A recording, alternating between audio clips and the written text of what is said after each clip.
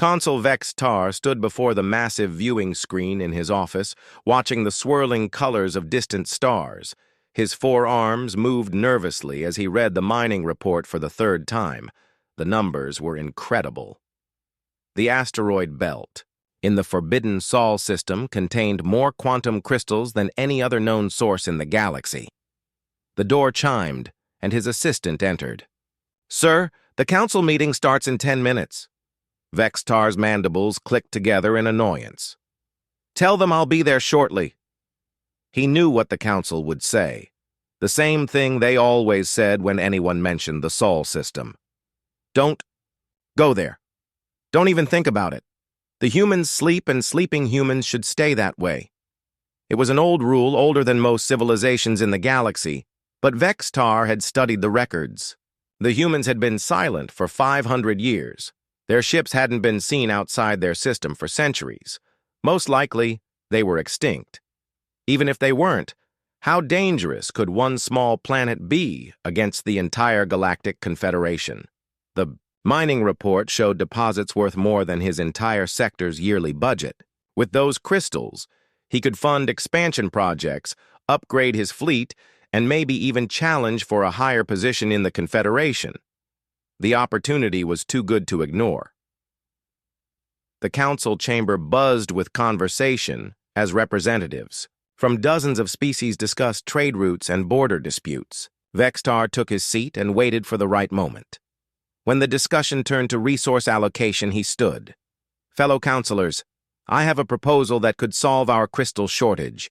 Elder Thrain, an ancient Vorthak whose species remembered the old days, turned his massive head toward Vex Tar.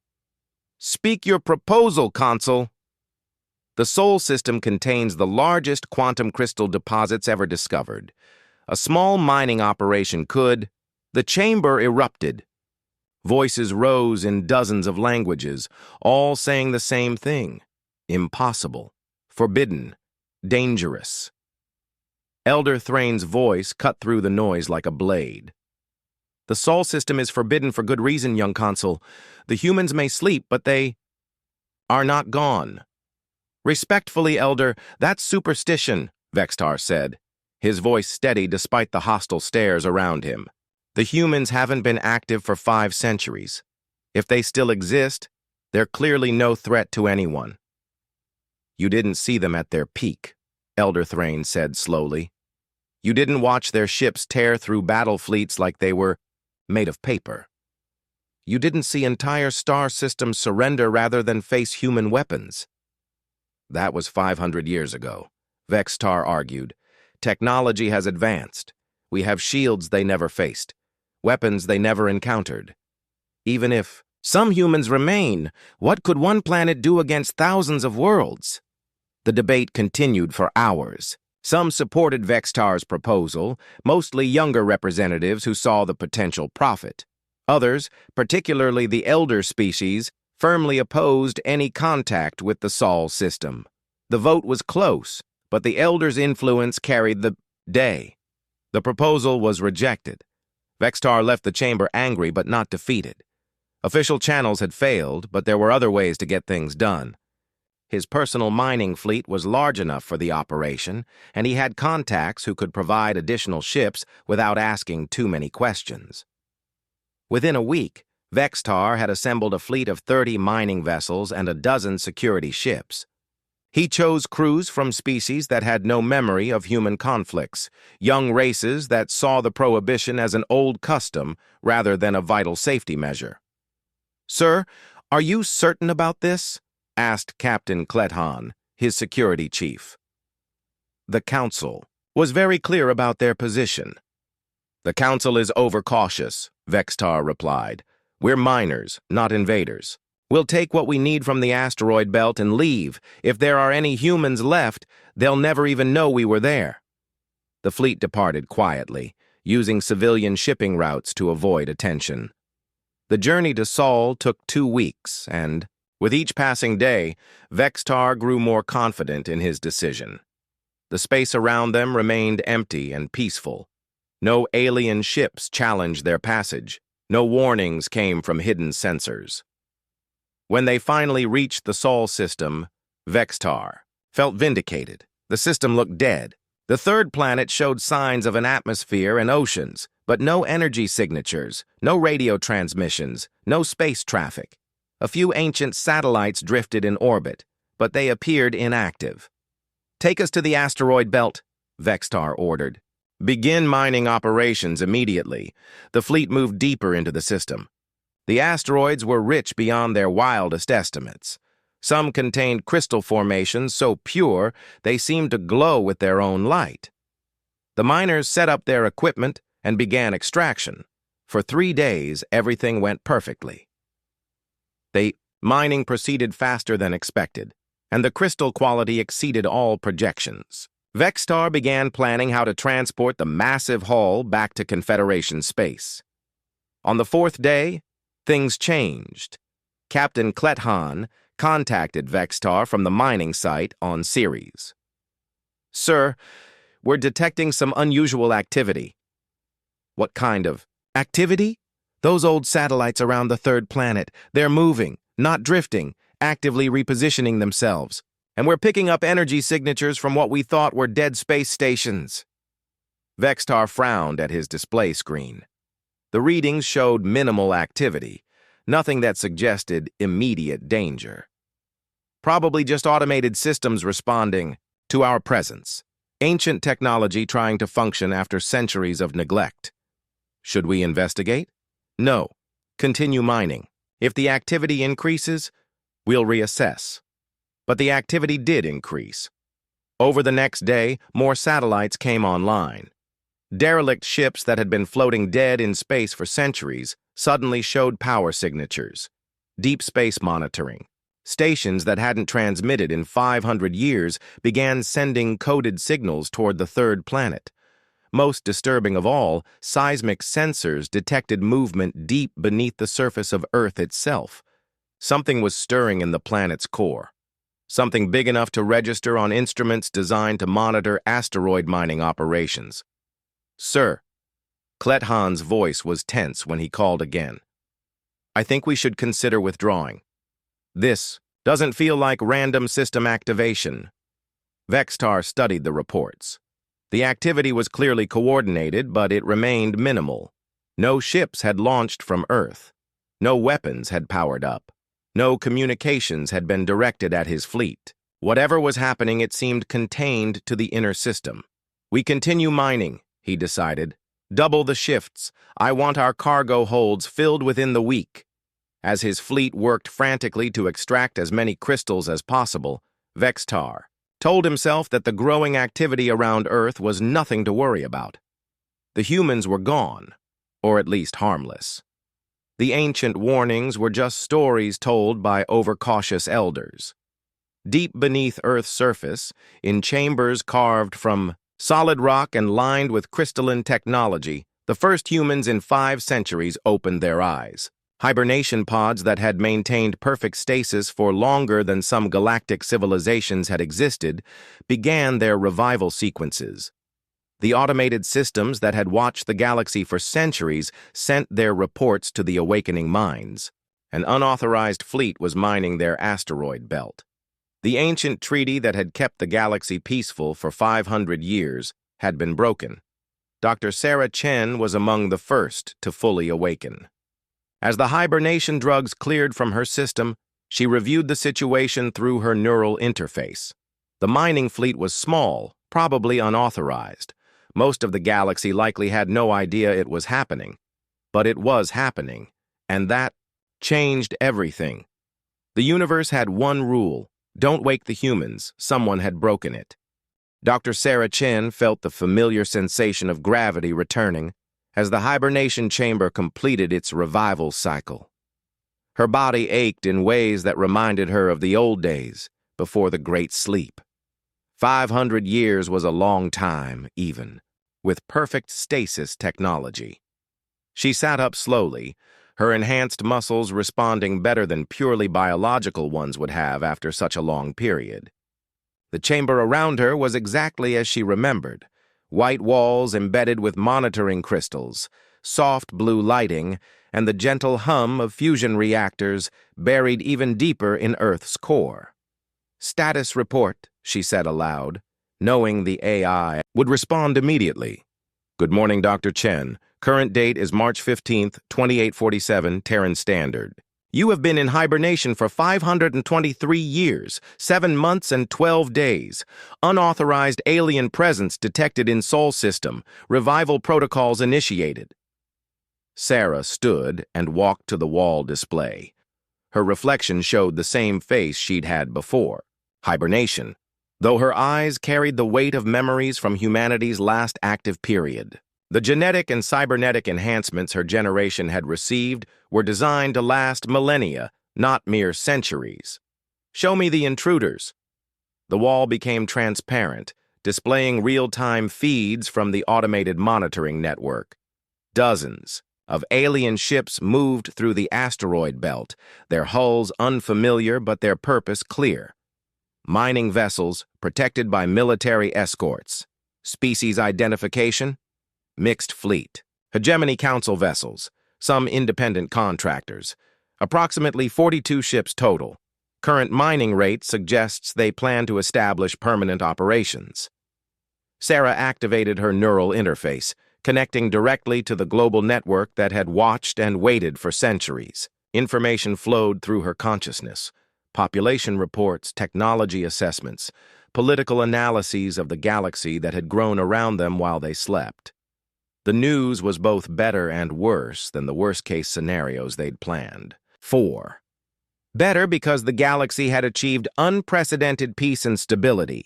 Worse because that peace existed specifically because everyone was afraid to wake the humans. How many of us are reviving? Initial awakening involves 10,000 individuals across all specializations. Full population can be awakened within 72 hours if necessary. Sarah nodded. The awakening protocols were designed to be gradual unless Earth faced immediate threat. 10,000 humans included enough military specialists, scientists, and leaders to assess the situation and decide on appropriate response. She dressed quickly in the uniform that had waited for her, black fabric that looked simple but incorporated. Technology beyond most species' understanding. The material could stop energy weapons, regulate temperature in vacuum, and interface directly with any human computer system. The corridors she walked through stretched for kilometers beneath the Earth's surface. The humans had spent decades before hibernation preparing these facilities. Not bunkers built for war, but cities built for waiting. They had known that someday, someone would test the galaxy's most important rule. In the central command chamber, other awakening humans gathered around holographic displays showing the alien fleet. Captain Marcus Rivera stood near the tactical station, his cybernetic eye analyzing ship configurations and weapon placements. Dr. Amanda Foster reviewed biological scans of the alien crews. Commander David Park coordinated with automated defenses throughout the system. "Recommendations?" Sarah asked. As senior administrator for the awakening protocols, she had authority over humanity's return to active status. "They're miners, not invaders," Marcus said. "Small fleet, mostly civilian ships. But they're armed, and they're ignoring every warning signal we've sent through the automated systems. Have we attempted communication?" "Not directly. The automated systems have been sending standard warnings in 847 galactic languages. They're either ignoring them or don't recognize them as warnings." Amanda looked up from her biological analysis. "The crew members we've scanned are from younger species, races that evolved after we went into hibernation. They might not even know what humans are." "Someone knows," David said grimly. "This fleet didn't just stumble into our system by accident. They knew exactly where to find the crystal deposits, and they came prepared for mining operations." Sarah studied the tactical displays. The alien fleet had positioned itself efficiently throughout the asteroid belt, with security ships guarding the most productive mining sites. Their formation suggested professional planning, not a random prospecting mission. "Have we identified the commanding authority?" "Working on it," Marcus replied. Communications analysis suggests the fleet reports to someone called Consul Vextar of the Hegemony Council. Our intelligence files have limited information on current Confederation politics, but the Hegemony Council appears to be a major power block. So this is either an official Confederation operation or someone is acting without authorization.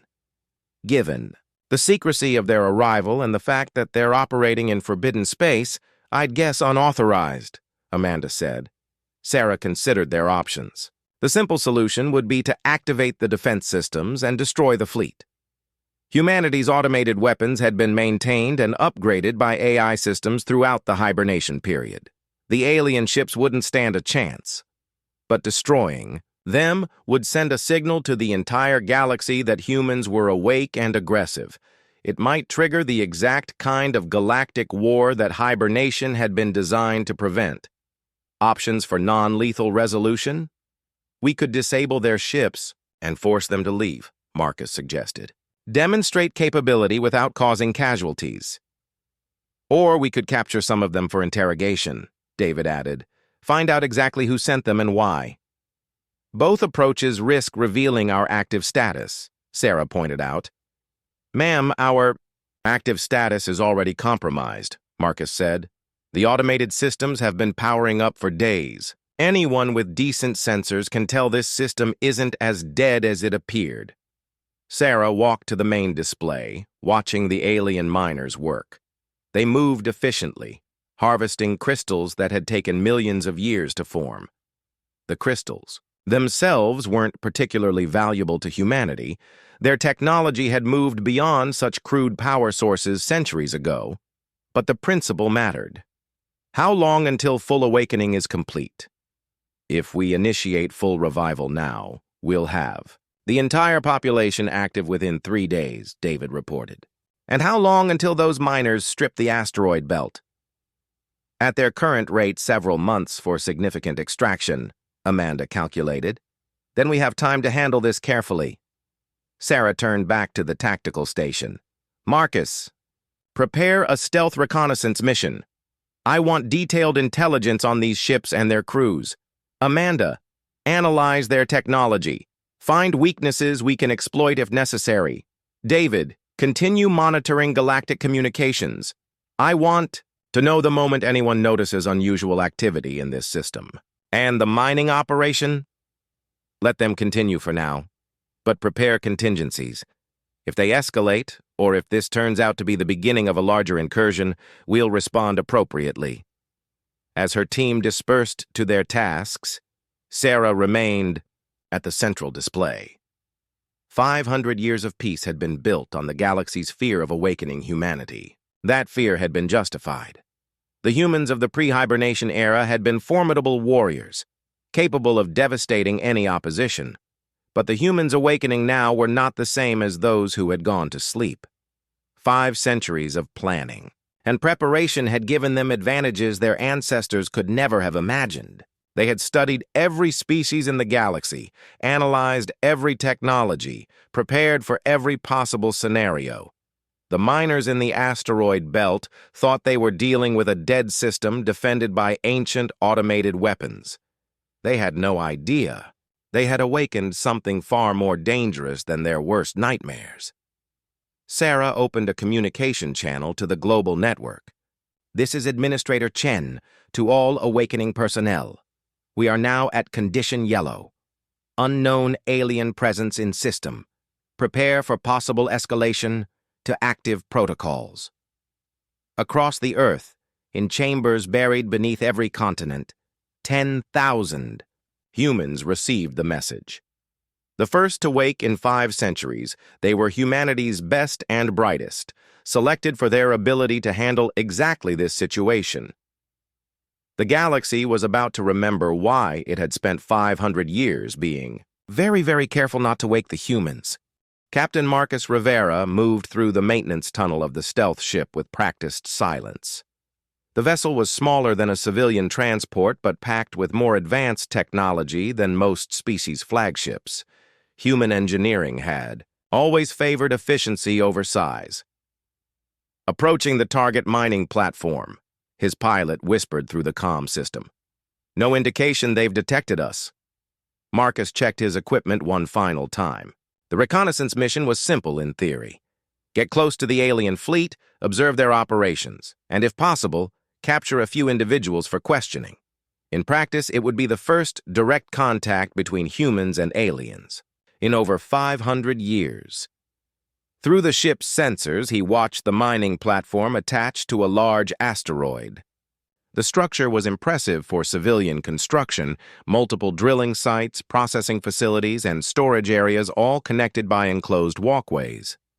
Security appeared minimal, suggesting the aliens felt safe in what they believed was empty space. 3 guards visible on the outer platforms, Marcus reported to his team. Standard energy weapons, light armor, no sign of enhanced biology or cybernetics. His team consisted of 4 specialists, each enhanced for different aspects of the mission. Dr. Lisa Park would handle any alien biology they encountered. Sergeant Tom Anderson provided military backup. Tech specialist Maria Santos would analyze their technology. Marcus himself had cybernetic enhancements that allowed him to interface with most electronic systems. Docking in 60 seconds, the pilot announced. Remember, we want prisoners, not bodies. The stealth ship attached itself to the mining platform's hull with barely a whisper of contact. Marcus led his team through the airlock, their suits automatically adjusting to the platform's atmosphere. The artificial gravity was lighter than Earth normal, but their enhanced physiology adapted quickly. The corridors of the platform were wider than human ships would require, designed for species taller and broader than baseline humans. The walls showed the practical, undecorated style of industrial construction. Air recycling systems hummed quietly, processing an atmosphere that would have been toxic to unenhanced humans. 2 technicians ahead, Maria whispered, pointing to her scanner readings. They're alone in what looks like a control room. Marcus nodded and moved forward. The door was unlocked, another sign that the aliens felt completely safe. He slipped, inside with Tom close behind, their movement silent despite the heavier gravity. The 2 technicians were absorbed in their work, monitoring drilling operations on multiple screens.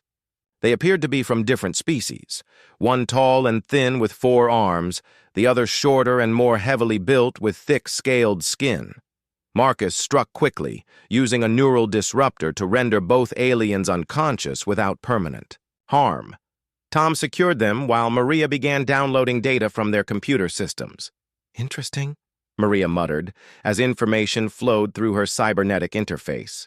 Their technology is more advanced than our pre-hibernation records suggested, but it's focused on completely different areas than ours. Explain, Marcus said while Lisa examined the unconscious aliens. They've made huge advances in manufacturing, resource processing, and life support systems. But their military technology is centuries behind what we had before hibernation. They've clearly prioritized peaceful applications. Lisa looked up from her scans. Both subjects are healthy and unenhanced, purely biological life forms. Their brain structures suggest intelligence levels comparable to baseline humans. No obvious genetic modifications or cybernetic implants. Can we communicate with them? Their species are in our linguistic databases. The 4-armed one is a hegemony species, the other is from the Outer Rim Collective. Both civilizations are listed as peaceful in our intelligence files. Marcus considered their options. They had the prisoners and the data they came for, but something felt wrong about the situation. Maria, any sign that this operation is official? Confederation policy? Actually, no. The communications I'm intercepting suggest this is unauthorized. Multiple references to keeping the operation secret from the Council and someone called Elder Thrain. So this is a rogue operation? Appears to be, funded privately, crew recruited from species with no historical knowledge of human conflicts. Marcus activated his comm system. Administrator Chen, this is Recon Team 1. We have prisoners and intelligence. Request permission to proceed with enhanced interrogation. Sarah's voice came back immediately. Approved. What's your assessment? This looks like a private operation, not an official Confederation action. The crew consists of younger species that may not even know what humans are. Understood. Proceed with questioning, but be prepared for immediate extraction if the situation changes. Marcus turned to Lisa. Wake them up. Let's find out what they know. The tall, four-armed alien, a Vectari according to their records, regained consciousness first. His large eyes focused on Marcus with obvious confusion and growing fear. You're human, the alien whispered in Galactic Standard. You know what humans are? Marcus asked, surprised. Stories, legends, but humans disappeared centuries ago. You're supposed to be extinct. Marcus exchanged glances with his team. We're very much alive. What are you doing in our system? Your system? The alien's voice rose in pitch. Sol is forbidden space. No one comes here. No one is supposed to be here. Yet here you are. The shorter alien, a Corvin, stirred and opened his eyes. When he saw Marcus, he immediately began backing away despite being restrained. Please, the Corvin said. We're just miners. We didn't know anyone lived here. Consul Vextar said the system was empty. Who is Consul Vextar? Hegemony Council member, the Vectari answered. He organized this expedition, promised us huge bonuses for working in the Forbidden Zone. Did he tell you why it was forbidden? Both aliens exchanged looks. The Vectari spoke carefully. Old stories say humans lived here once, warriors who could destroy entire fleets. But that was hundreds of years ago. Everyone knows humans disappeared. Marcus felt a chill.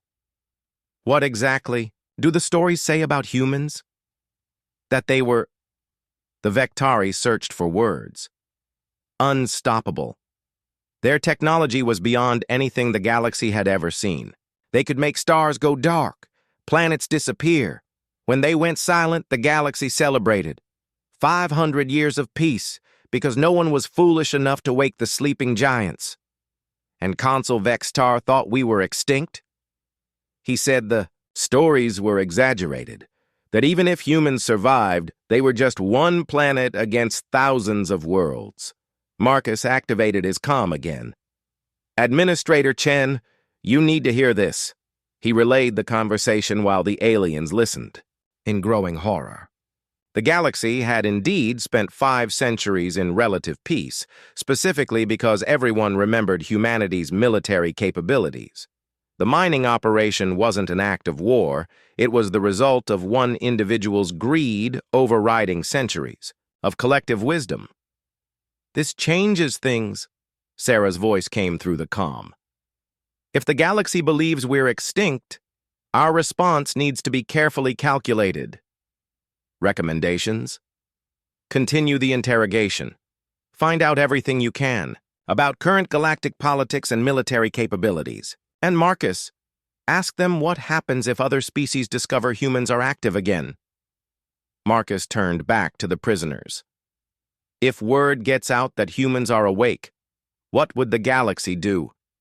The Vectari's mandibles clicked nervously. Panic. Some species would try to appease you. Others would unite against you, but most would just be terrified. The peace we've had for 5 centuries exists because everyone believes you're gone. And if we're not gone, then everything changes, the Corvin said quietly. The galaxy isn't prepared for active humans. We've built our civilizations on the assumption that the greatest military threat in galactic history was no longer a factor. Marcus realized the full scope of the problem they faced. Humanity's reputation had grown beyond their actual historical capabilities into something approaching mythological status. The galaxy's reaction to discovering humans were active again could range from worship to preemptive military strikes. Either way, the age of hiding was over. The only question now was how to manage humanity's return to galactic politics without triggering the very wars that hibernation had been designed to prevent. Administrator Chen, Marcus said, I think we need to accelerate the awakening protocols. When this news gets out, and it will get out, We need to be ready for whatever comes next." Through the comm system, he could hear alarms beginning to sound in the alien mining fleet. Someone had discovered the unconscious guards, and the miners were starting to realize their supposedly dead system was very much alive. Consul Vextar stared at the emergency report with growing disbelief. 2 of his miners had vanished from a secure platform, and the security team sent to investigate had found traces of technology they couldn't identify. Advanced stealth systems, neural disruptors, and worst of all, genetic material that matched no known species in the galactic database. "Sir, we should withdraw immediately," Captain Klethan urged from the communication screen. "Whatever took our people isn't human. It can't be human, but it's something we're not equipped to handle." "Absolutely not," Vextar snapped. "We've invested too much in this operation to abandon it because of some unknown scavengers. Double the security details and continue mining." But even as he gave the order, Vextar felt fear growing in his chest. The activity around Earth had increased dramatically in the past day. Dozens of ancient satellites had come online. Space stations thought dead for centuries were broadcasting coded signals, and deep space sensors were detecting massive power signatures from beneath the planet's surface. "Sir," his intelligence officer reported, "we're intercepting communications in a language that matches the old human databases. It's definitely human, but the content is encrypted beyond our ability to decode." Vextar's mandibles clicked nervously. The evidence was mounting that humans were not only alive but actively responding to the mining operation, yet he couldn't bring himself to believe it. One planet against the galaxy? It was impossible.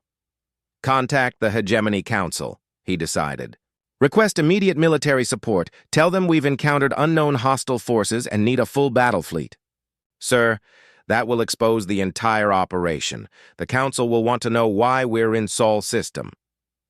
Then we'll tell them we discovered human survivors and acted to protect Confederation interests." Within hours, Vextar's emergency transmission reached the Hegemony Council. The response was swift and massive. Battle fleets from 3 different sectors began moving toward Sol, their commanders believing they were responding to a genuine crisis. No one stopped to question why Vextar had been in forbidden space in the first place. Admiral Korthan of the Hegemony First Fleet reviewed the tactical data as his ships approached the Sol system. 50 vessels under his command, including 3 dreadnoughts and advanced shield technology. If humans had somehow survived, his fleet would be more than capable of handling one primitive planet. "Admiral, we're detecting significant activity in the inner system," his sensor officer reported. "Multiple power signatures, active communications, and—" "Sir, there are ships moving in the asteroid belt." "Human ships? Unknown configuration. They don't match any vessels in our databases, but they're clearly advanced. Stealth technology superior to our own." Admiral Korthan felt the first stirrings of doubt. "How many ships?" "Difficult to say exactly. Our sensors are being jammed, but we estimate at least 20 vessels, possibly more." From the bridge of the human stealth ship Retribution, Captain Marcus Rivera watched the alien fleet approach with grim satisfaction. After the interrogation of the miners, humanity had abandoned any pretense of remaining hidden. The full awakening. Protocols were now active, and Earth's military was preparing for the confrontation that had been inevitable since the first alien ship entered their system. "Enemy fleet composition confirmed," his tactical officer reported. 50 ships including 3 capital vessels. Technology assessment indicates shields and weapons roughly equivalent to our pre-hibernation era military. "And they have no idea what they're facing," Marcus replied. The human fleet that rose to meet them consisted of only 12 ships, but each vessel incorporated 5 centuries of technological advancement, hulls that could phase in and out of normal space, weapons that could tear through any known shielding, and AI systems that could process tactical information faster than biological minds could comprehend. "Sir, the enemy fleet is broadcasting a message." Admiral Korthan's image appeared on the main screen. his reptilian features stern with authority. "Unknown vessels, you are operating in violation of Galactic Confederation law. Surrender immediately, and prepare to be boarded." Marcus almost smiled. "Open a channel." When the connection established, Marcus could see the shock on the alien admiral's face. "I am Captain Marcus Rivera of the Terran Defense Force. You are trespassing in human space. Withdraw immediately or face the consequences." "Impossible," Admiral Corthan whispered.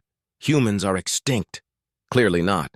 You have 1 hour to begin withdrawal from our system. Any vessels remaining after that deadline will be destroyed. You're outnumbered more than 4-1. Surrender now, and we'll consider mercy." Marcus cut the communication and turned to his weapons officer. "Time to remind the galaxy why they spent 500 years being afraid of us."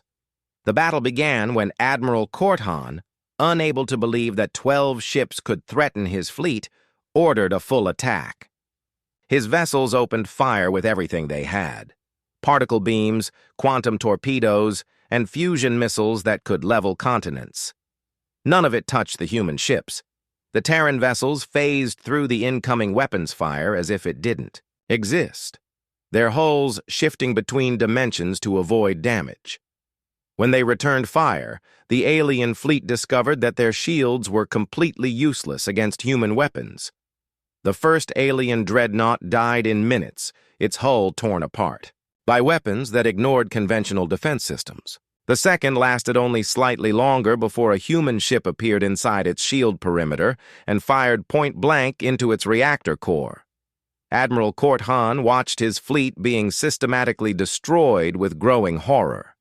His ships couldn't hit the enemy vessels, and when they could establish target locks, their weapons had no effect. Meanwhile, human ships moved through his formation like predators among prey, destroying anything they chose with clinical precision. "All ships, full retreat," he broadcast. "Emergency withdrawal." But retreat wasn't possible. The human ships had positioned themselves to cut off escape routes, and their superior speed meant they could run down any vessel that tried to flee. In less than 2 hours, the pride of the hegemony fleet was reduced to drifting wreckage and emergency beacons. Marcus allowed exactly 3 ships to escape, enough to carry word of the battle back to the galaxy, but not enough to constitute a functional military unit. The message needed to be clear. Humanity was back, and they were not to be trifled with. On Earth, Administrator Sarah Chen watched the battle reports with mixed emotions. The tactical victory was complete, but the strategic implications were massive. Within days, every government in the galaxy would know that humans were not only alive, but possessed military technology beyond anything they could match. "Ma'am, we're receiving communications from across the galaxy," her communications officer reported. "Panic broadcasts, emergency government sessions, and military mobilizations. Some species are preparing for war, others are trying to send diplomatic messages." Sarah nodded. The galaxy's reaction was exactly what they had predicted: fear, confusion, and the potential for massive conflict as different factions tried to decide how to respond to humanity's return. "Any word from the Galactic Confederation Council?" "Elder Thrain has requested immediate communication. The message is marked as highest priority diplomatic contact." Sarah considered her options. The moment she responded to galactic communications, humanity would officially be back in galactic politics. There would be no more hiding, no more peaceful isolation. Whatever came next would determine whether the galaxy entered a new age of cooperation or the most devastating war in its history. "Open the channel," she decided. "Let's find out if anyone learned anything from the last 500 years. The image that appeared on her screen showed an ancient Vorthak whose scales bore the scars of conflicts older than some civilizations. Elder Thrain's massive eyes held a mixture of fear and weary recognition. "Administrator Chen, I presume?" "Elder Thrain, I believe we need to talk." "Indeed we do. The galaxy has many questions about humanity's return. and humanity has questions about why our hibernation was disturbed by unauthorized mining operations. The Elder's mandibles clicked in what might have been approval. Perhaps we can find answers that benefit everyone. The alternative is a war no one can win. Sarah nodded grimly. The galaxy was about to discover whether 500 years of peace had taught anyone wisdom, or if they would repeat the mistakes that had driven humanity into hibernation in the first place. The Galactic Confederation Assembly had never seen anything like it. Representatives from over 3,000 species packed the massive chamber, their voices creating a cacophony of fear, anger, and desperate planning. The destruction of Admiral Corthan's fleet had sent shockwaves across the galaxy, and every government was scrambling to decide how to respond to humanity's return. Elder Thrain stood at the center of the assembly, his ancient voice somehow cutting through the chaos. "Order! We will have order in this chamber!"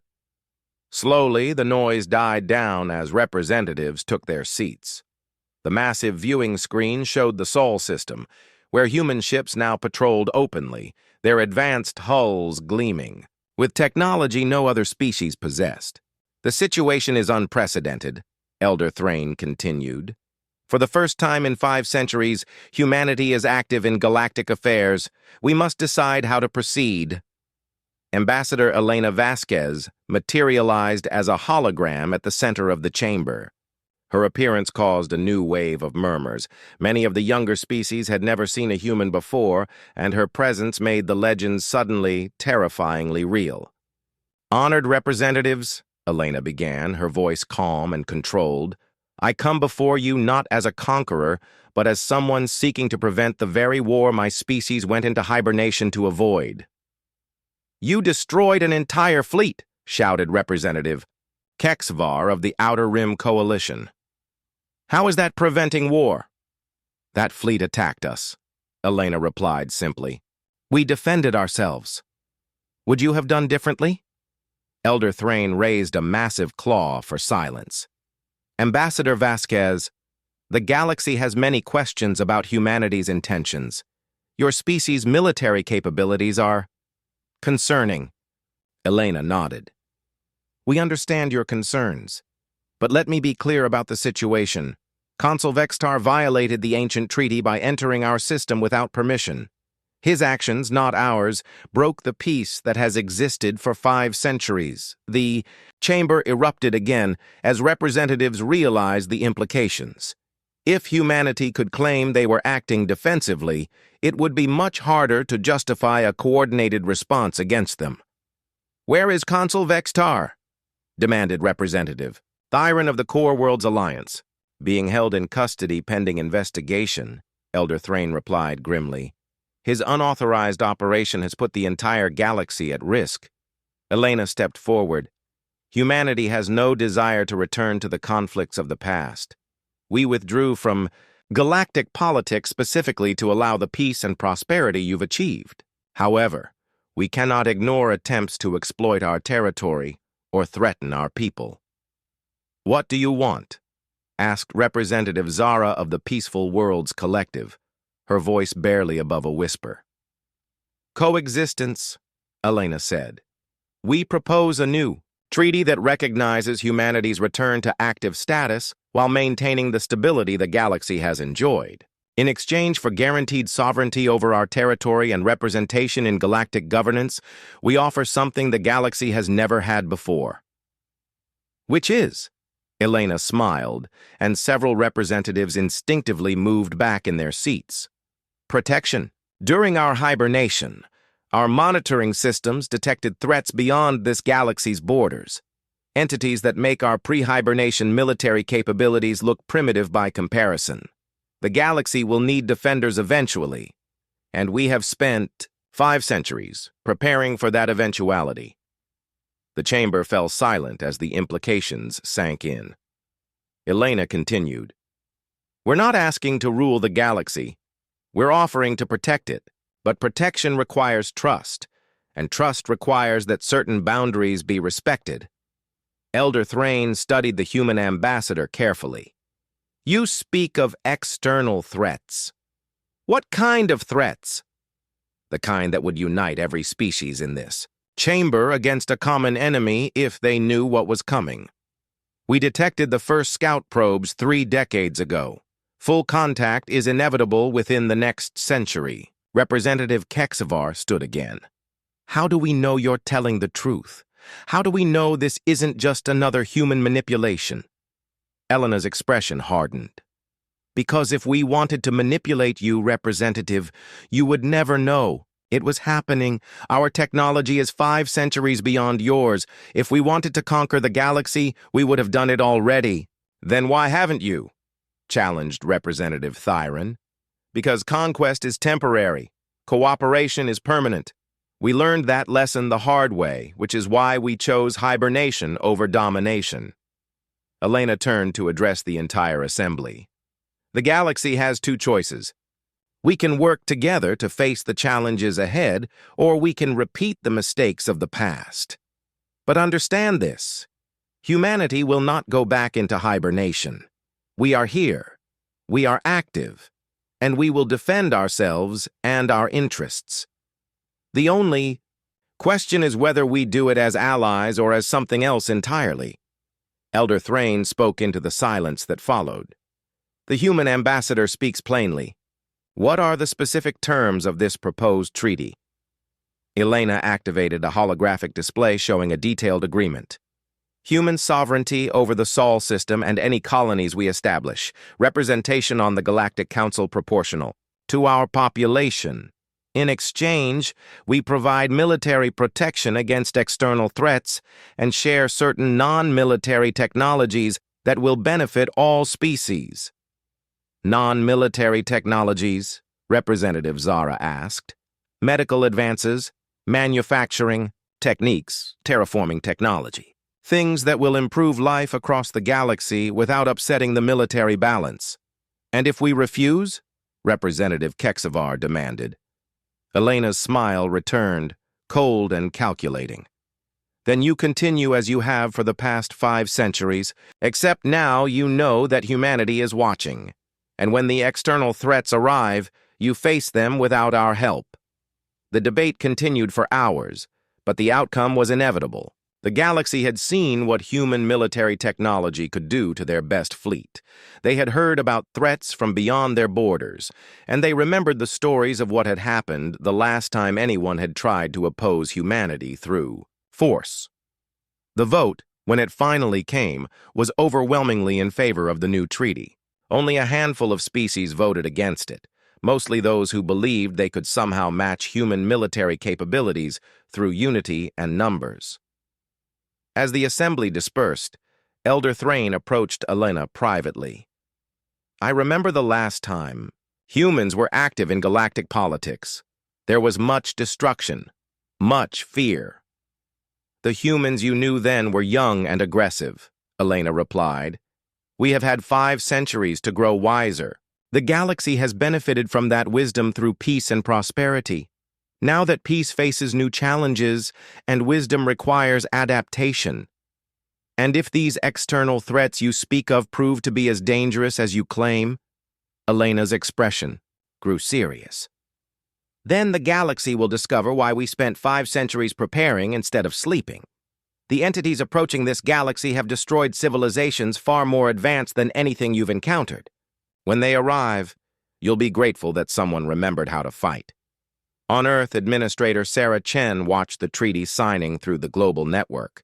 The agreement was imperfect, but it provided a framework for humanity's return to galactic civilization without triggering immediate warfare. Ma'am, her aide reported, the full population awakening is now complete. All hibernation chambers are active, and integration protocols are underway. Sarah nodded. And our defense preparations? The external monitoring stations report no change in the approaching entity's timeline. We still have approximately 80 to 100 years before first contact. Then we have time to prepare the galaxy and to hope that a century of cooperation will be enough to face what's coming. In a detention facility on the Hegemony homeworld, former Consul Vex Tar sat in his cell, contemplating the consequences of his greed. The mining operation that was supposed to make him wealthy and powerful had instead awakened the most dangerous military force in galactic history and fundamentally altered the balance of power across thousands of star systems. The irony wasn't lost on him. The universe had one simple rule: don't wake the humans. He had broken it, and now everyone would live with the consequences. But as reports reached him of the new treaty and humanity's promises of protection against external threats, Vextar began to wonder if perhaps, just perhaps, his mistake might end up saving the galaxy after all. Only time would tell whether humanity's return would bring salvation or destruction. But one thing was certain: the age of peaceful isolation was over, and the galaxy would never be the same again. The humans were awake, and they were here to stay.